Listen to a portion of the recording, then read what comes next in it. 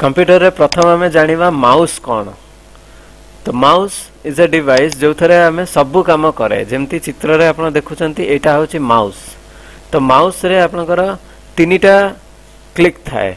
गोटे होची left click balm पटे जोटा थाए जाको लेफ्ट क्लिक कुआ जाए, डाहाण पटे जोटा थाए ताको राइट क्लिक कुआ जाए, आ मझिरे गोटे गोल बटन थाए जाको गोटे स्क्रॉल करा जाए रोल करा जाए जाको स्क्रॉल बटन कुआ जाए। तो एठी लेफ्ट क्लिक अच्छी जहाँ को कंप्यूटर रे बहुत जगह एलसी करी संबोधित कराई। आरसी होची राइट क्लिक बहुत जगह आरसी करी संबोधित कराई।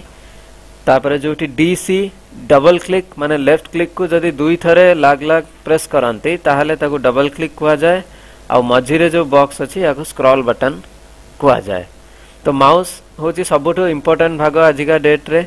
पुराना काल रे लोक अधिकांश कीबोर्ड रे व्यवहार करथुले, सब जिनस कीबोर्ड रे टाइप करिया पड़थुला, किंतु आजिकली माउस रे क्लिक करिकी सेही काम बुडा बहुत स्पीड रे और बहुत सहज रे सुविधा रे हेई पारुची।